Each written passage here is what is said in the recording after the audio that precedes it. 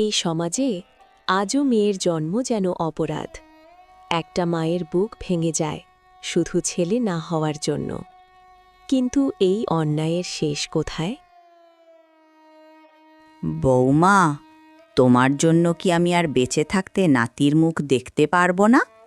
একটার পর একটা মেয়ে, শুধু মেয়েই জন্ম দিচ্ছ। শোনো, এইবার যদি ছেলে না হয় তাহলে কিন্তু খুব খারাপ হবে। মা, এটা তো আমার হাতে নেই। আমি আমি কি করে ঠিক করব ছেলে হবে না মেয়ে? আপনি এইসব কি বলছেন? তুমি মায়ের মুখের উপর কথা বলছো? মা ভুল কিছু বলেনি। এই বাড়ির একটা উত্তরাধিকার দরকার। আমারও এবার ছেলে চাই। শুনতে পাচ্ছ? ছেলে। তুমি এমন কথা বলো না। শোনো বৌমা, অনেক সহ্য করেছি আমি, অনেক। এই বাড়ির একটা বংশধর চাই, আর সেটা আমি যেভাবেই হোক দেখব। যদি এবারও তুমি এই বাড়িকে উত্তরাধিকার দিতে না পারো, তাহলে আমি আমার ছেলের আবার বিয়ে দেব। মা, আপনি নিজেও তো একটা মেয়ে, তাহলে এমন নিষ্ঠুর কথা কিভাবে বলছেন? এত কথা শুনতে চাই না। আমার যা বলার ছিল আমি বলে দিয়েছি।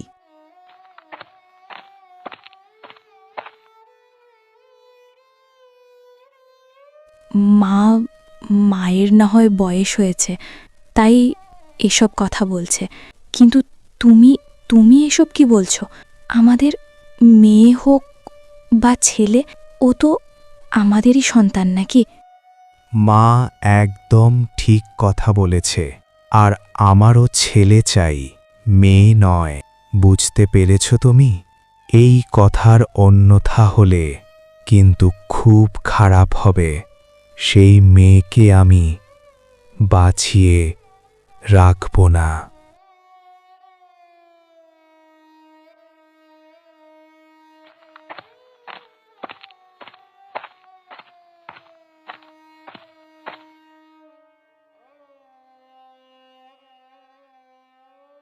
হে ভগবান, আমি আমার সন্তানকে কিভাবে বাঁচাবো?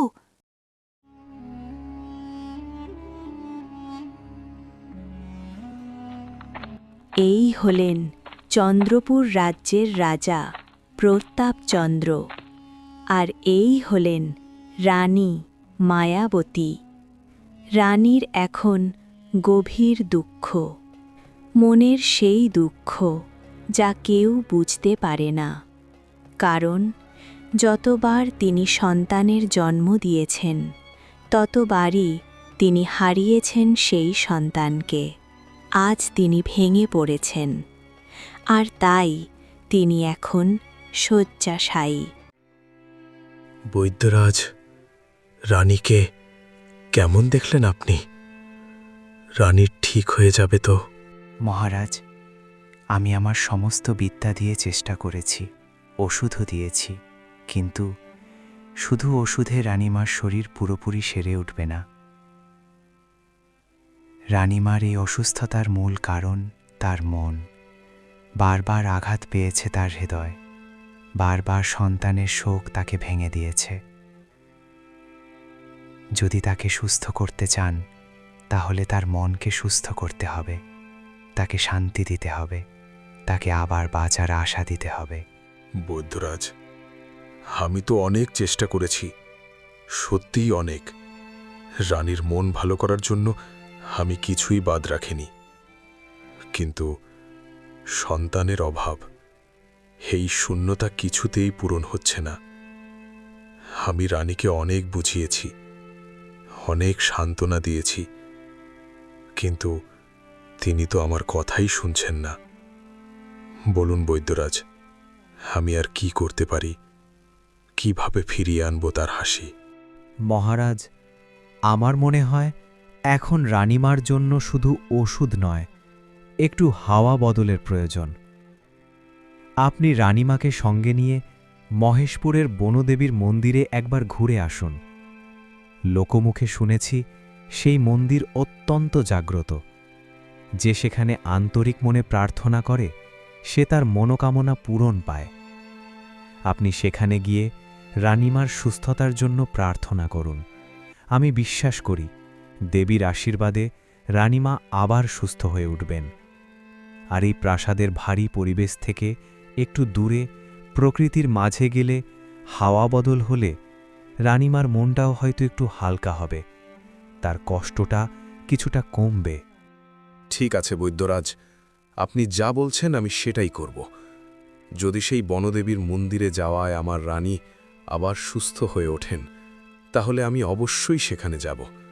তার জন্য আমি যে কোনো কিছু করতে প্রস্তুত। আমি এখনই নিয়ে মহেশপুরের বনদেবীর মন্দিরের উদ্দেশ্যে রওনা হব।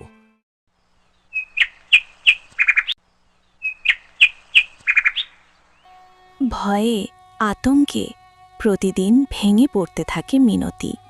সে জানে এইবারও যদি মেয়ে হয় তাহলে তার সন্তানের বিপদ। অবশেষে সেই দিন এসে গেল। এই পৃথিবীতে এলো একটা ফুটফুটে, নিষ্পাপ, সুন্দর কন্যা সন্তান।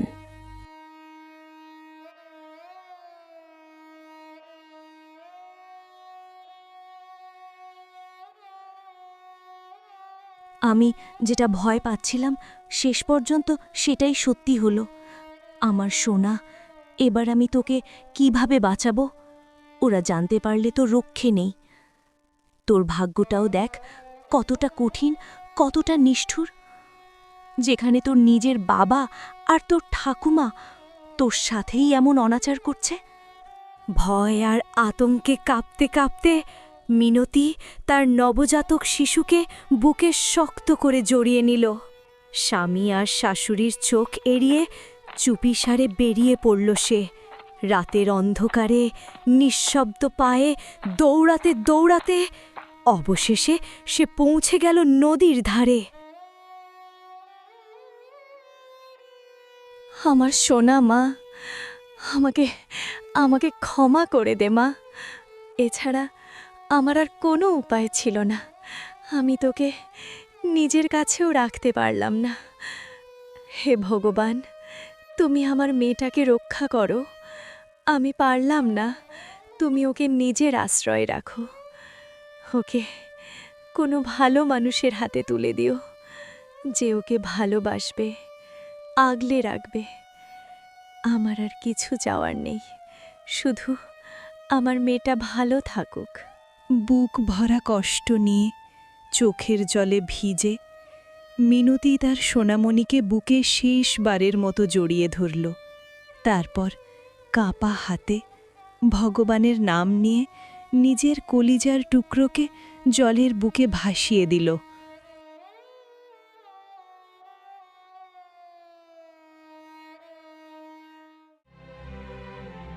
এইদিকে মহেশপুরের বনদেবীর মন্দির থেকে ফিরে আসছিলেন চন্দ্রপুরের মহারাজ প্রতাপচন্দ্র আর রানী মায়াবতী। মহারাজ, মা বনদেবীর মন্দির থেকে ফিরে আজ আমার মনটা একটু হালকা লাগছে। মনে হচ্ছে এই ভারী কষ্টের মাঝে একটুখানি শান্তি খুঁজে পেয়েছি।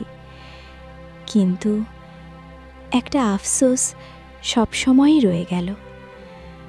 আমি কোনোদিন মা ডাকটা শুনতে পেলাম না, আর আজও কোনোদিন শুনতে পাবো কি না সেটাও জানি না।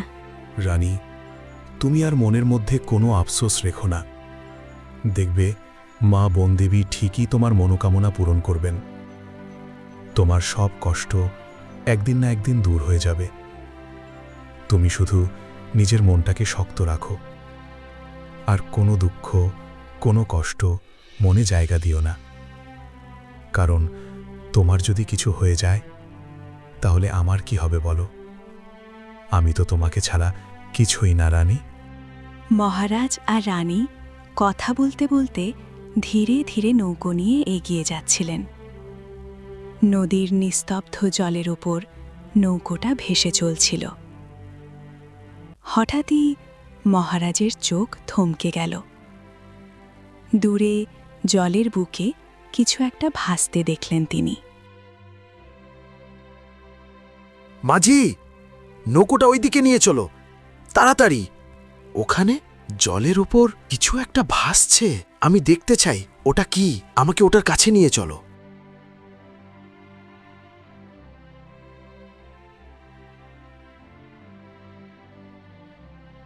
এ তো একটা নবজাতক শিশু।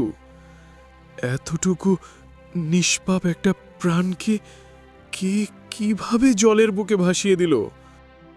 মহারাজ, দেখুন ওর মুখটা কতটা মিষ্টি, কতটা নিষ্পাপ। মা বনদেবী আমাদের প্রার্থনা শুনেছেন, তাই তো এই ছোট্ট পরীটাকে আমাদের কাছে পাঠিয়েছেন। কে জানে কোন নিষ্ঠুর মানুষ এভাবে ওকে জলের বুকে ভাসিয়ে দিয়েছে। না, আমি ওকে আর কোথাও যেতে দেব না। আমি ওকে আমার সঙ্গে নিয়ে যাব। আজ থেকে ওই আমার মেয়ে।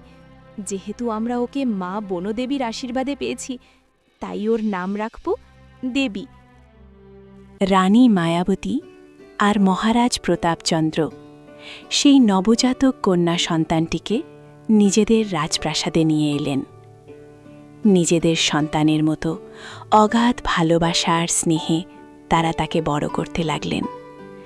দিন কেটে গেল, মাস কেটে গেল, আর দেখতে দেখতে কেটে গেল অনেকগুলো বছর। সেই ছোট্ট নিষ্পাপ কন্যা আজ আর ছোট নেই। সে আজ এক সুন্দরী, সাহসী আর অতুলনীয় প্রতিভার অধিকারিণী। যুদ্ধবিদ্যায় সে আজ পারদর্শী। তার তলোয়ারের ঝলক শত্রুর মনে ভয় জাগায়, আর তার রূপ যেন চাঁদের আলোকে হার মানায়। চারদিকে ছড়িয়ে পড়ে তার সৌন্দর্যের জ্যোতি। পিতা, আপনার কাছে আমার একটা অনুরোধ আছে। বলো দেবী মা। পিতা, আমি বনদেবীর মন্দিরে যেতে চাই। মাতার মুখে অনেকবার শুনেছি সেই মন্দিরের মাহাত্ম্যের কথা। শুনেছি সেখানে প্রার্থনা করলে মনের ইচ্ছা পূরণ হয়। তাই আমি একবার সেখানে যেতে চাই পিতা, নিজের চোখে দেখতে চাই। এ তো খুবই ভালো কথা। তোমার ইচ্ছেটা আমি পূরণ করব। আমি এখনই সেনাপতিকে আদেশ দিচ্ছি, সে তোমার সঙ্গে যাবে। তোমার নিরাপত্তার জন্য কোনো রকম ত্রুটি আমি হতে দেব না। নির্ভয়ে যাও, আর তোমার মন যা চায় তা পূরণ করে এসো। না পিতা, আমি একাই যাব। আমি কাউকে সঙ্গে নিতে চাই না। এইবার আমি একজন সাধারণ মেয়ের মতো নিজের পথ নিজেই চলতে চাই। নিজের চোখে নিজের মতো করে সবকিছু অনুভব করতে চাই। কিন্তু দেবীমা, পথটা এত সহজ নয়। যদি পথে তোমার কোনো বিপদ হয়, আমি কিভাবে নিশ্চিন্ত থাকব বলো? আর কোনো কিন্তু নয় পিতা। আমি নিজের রক্ষা নিজেই করতে জানি। আমাকে রক্ষা করার জন্য কারো প্রয়োজন নেই। আমি একাই যথেষ্ট। ঠিক আছে দেবীমা, তুমি যখন এত করে বলছো, তাহলে যাও, তোমার ইচ্ছা মতো যাও। কিন্তু নিজের খেয়াল রেখো আর সাবধানে থেকো। রাজকুমারী দেবী বনদেবীর উদ্দেশ্যে একাই রওনা দিলেন। নদী পার হয়ে ধীরে ধীরে এগিয়ে যেতে লাগলেন গভীর বনের দিকে। কিছু দূর যাওয়ার পর হঠাৎই তার চোখের সামনে ভেসে উঠল এক ভয়ঙ্কর দৃশ্য। এক অসহায় মানুষ, আর তার সামনে দাঁড়িয়ে এক বিশাল বাঘ। বাঘটা ধীরে ধীরে এগিয়ে আসছে, যেন মুহূর্তের মধ্যেই ঝাঁপিয়ে পড়বে। চারপাশে নিস্তব্ধতা, মানুষটার চোখে শুধু মৃত্যু ভয়, দেবীর সাহস। ঠিক সেই সময় রাজকুমারী দেবী একটুও ভয় পেলেন না। দ্রুত দুটো পাথর তুলে নিয়ে ঘষতে লাগলেন একের পর এক। চিঙ্গারি থেকে জ্বলে উঠল আগুন। তিনি সেই আগুন দিয়ে একটা মশাল তৈরি করলেন। জ্বলন্ত মশাল হাতে নিয়ে দেবী এগিয়ে গেলেন সেই ভয়ঙ্কর বাঘের সামনে। আগুনের লিহান শিখা দেখে বাঘটা থমকে গেল, আর পরের মুহূর্তেই ভয়ে জঙ্গলের অন্ধকারে পালিয়ে গেল। কে তুমি মা? আজ আজ তোমার জন্যেই আমার প্রাণটা বেঁচে গেল। আমি তো ভেবেই নিয়েছিলাম এই বুঝি আজ আমার সব শেষ। তুমি না এলে আমি বোধহয় আজ আর বাঁচতাম না। তুমি আমাকে নতুন জীবন দিলে মা, আমি তোমার এই উপকার কোনোদিন ভুলব না। এই পথ দিয়েই বনদেবীর মন্দিরের উদ্দেশ্যে যাচ্ছিলাম। হঠাৎ আপনাকে ওই অবস্থায় দেখে চুপ করে থাকতে পারলাম না, কারণ অন্যের বিপদে পাশে দাঁড়ানো এটাই আমার কর্তব্য। আপনি এখন সম্পূর্ণ নিরাপদ, ভয়ের আর কোনো কারণ নেই। সময় পেলে একবার আমাদের চন্দ্রপুর রাজ্যে অবশ্যই আসবেন। আমি এখন চলি।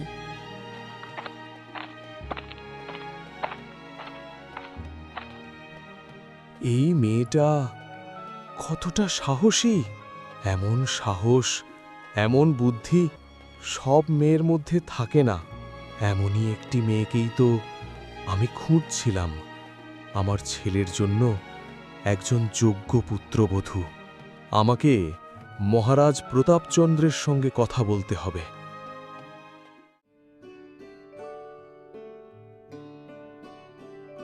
নমস্কার মহারাজ প্রতাপচন্দ্র, আমি বীরগড় রাজ্যের রাজা বিক্রম। আপনার সঙ্গে আমার কিছু গুরুত্বপূর্ণ কথা রয়েছে। যদি আপনি অনুমতি দেন তাহলে সেই বিষয়ে আপনার সঙ্গে আলোচনা করতে চাই। হ্যাঁ বল। মহারাজ, কয়েকদিন আগের একটি ঘটনার কথা আপনাকে জানাতে চাই। আমি এক ভয়ঙ্কর বিপদের মধ্যে পড়েছিলাম, প্রায় মৃত্যুর মুখে পৌঁছে গিয়েছিলাম। ঠিক সেই সময় আপনার কন্যা আমাকে সেই মৃত্যুর মুখ থেকে ফিরিয়ে এনেছেন। তার অসাধারণ সাহস আর বুদ্ধিমত্তা দেখে আমি সত্যিই মুগ্ধ। তাই আমি একটি প্রস্তাব নিয়ে আপনার কাছে এসেছি। আমি চাই আপনার কন্যার সঙ্গে আমার পুত্র ধীরাজের বিবাহ দিতে।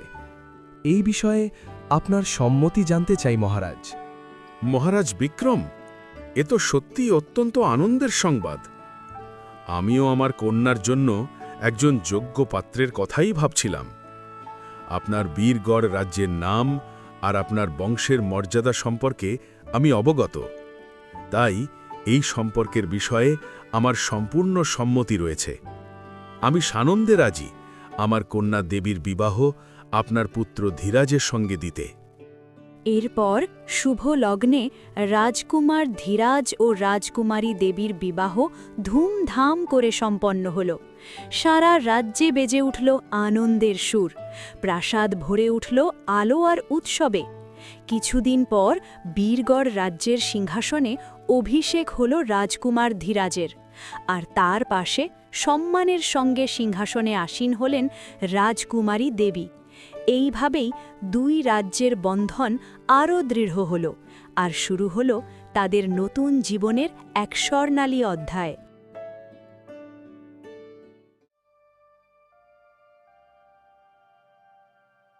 মন্ত্রী, আজকের সভা শুরু করা হোক। মহারাজ, রাজ্যের অবস্থা বর্তমানে অত্যন্ত সংকটজনক। খারাপ আবহাওয়ার কারণে প্রজারা এবছর ফসল তুলতে পারেনি। ফসল না হওয়ায় তাদের জীবিকা সম্পূর্ণ ভেঙে পড়েছে। এই অবস্থায় কেউই খাজনা দিতে সক্ষম নয় মহারাজ। মহারাজ, আমার একটি বিনীত প্রস্তাব আছে।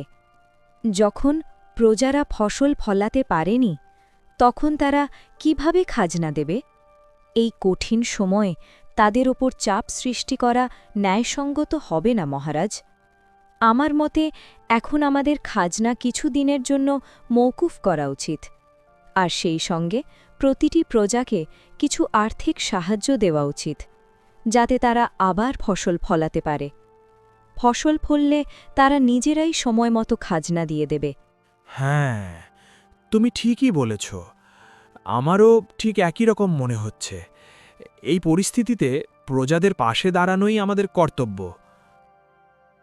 রানী দেবীর সেই ন্যায়পরায়ণ সিদ্ধান্তে সারা রাজ্যের প্রজারা হয়ে উঠল অত্যন্ত আনন্দিত। চারিদিকে ধ্বনিত হতে লাগল, রানী দেবীর জয়, রানী দেবীর জয়।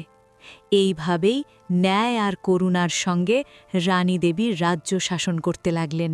কিন্তু কিছুদিন পর রাজপ্রাসাদের সৈন্যরা একজন চোরকে ধরে নিয়ে এলো। চুরি করতে গিয়ে সে হাতে নাতে ধরা পড়েছে। রানী দেবী কঠোরভাবে তার বিচার শুরু করলেন। অপরাধ প্রমাণিত হওয়ায় তিনি সেই চোরকে মৃত্যুদণ্ডের আদেশ দিলেন। কিন্তু রানী জানতেন না যে সেই মানুষটি তার নিজের জন্মদাতা পিতা। এই খবর পেয়ে ছুটে এলেন এক অসহায় নারী। তিনি তার স্বামীকে বাঁচানোর জন্য রানী দেবীর সামনে আকুল আবেদন জানালেন। মহারানী, আমার স্বামীকে ক্ষমা করে দিন। আমি জানি আমার স্বামী বড় অন্যায় করেছে, তবু দয়া করে ওকে ক্ষমা করে দিন। ও ছাড়া আমার আর কেউ নেই। আমি আপনার পায়ে পড়ি, দয়া করে আমার স্বামীকে বাঁচিয়ে দিন। না, এই অপরাধের কোনো ক্ষমা নেই। তার বিচার ইতিমধ্যেই সম্পন্ন হয়েছে। এখন তার শাস্তি নিশ্চিত, আর সেই শাস্তি মৃত্যুদণ্ড। মিনতি বারবার রানী দেবীর কাছে আকুল অনুরোধ জানাতে লাগলেন। কাঁদতে কাঁদতে তিনি বারবার বললেন, মহারানী, দয়া করুন, আমার স্বামীকে ক্ষমা করে দিন। কিন্তু রানী দেবী নিজের সিদ্ধান্তে অটল রইলেন। ন্যায়ের পথে তিনি এক চুলও পিছু হটলেন না। অসহায় মিনতি রানী দেবীর পায়ে লুটিয়ে পড়লেন। হাতে পা জড়িয়ে ধরে অঝরে কাঁদতে লাগলেন। ঠিক সেই সময়ে মিনতির চোখ পড়ল রানী দেবীর হাতে, একটি ছোট্ট পরিচিত চিহ্ন।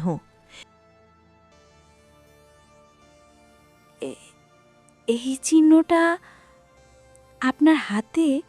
এই চিহ্নটা কিসের?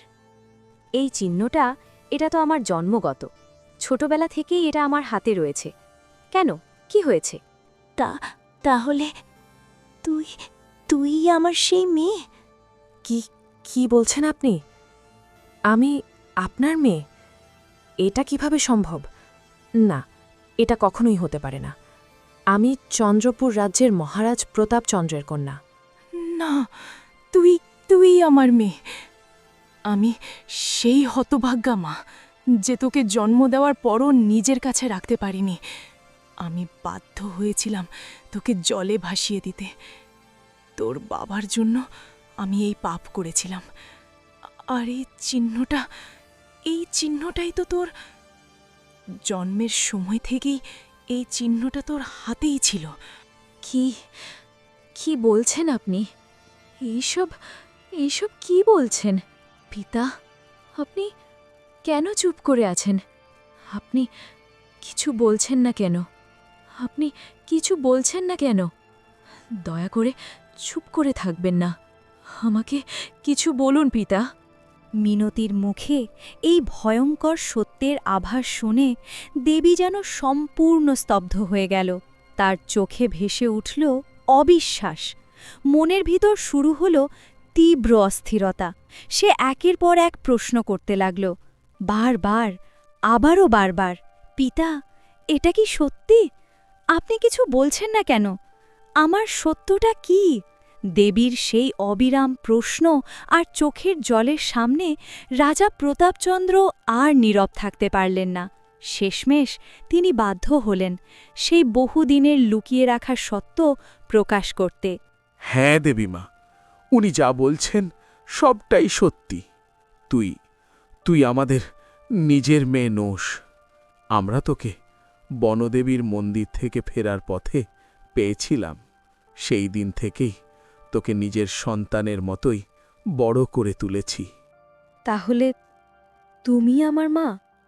আর এই সেই মানুষ যে কিনা আমি মেয়ে হওয়ার জন্য তোমাকে বাধ্য করেছিল আমাকে জলে ভাসিয়ে দিতে?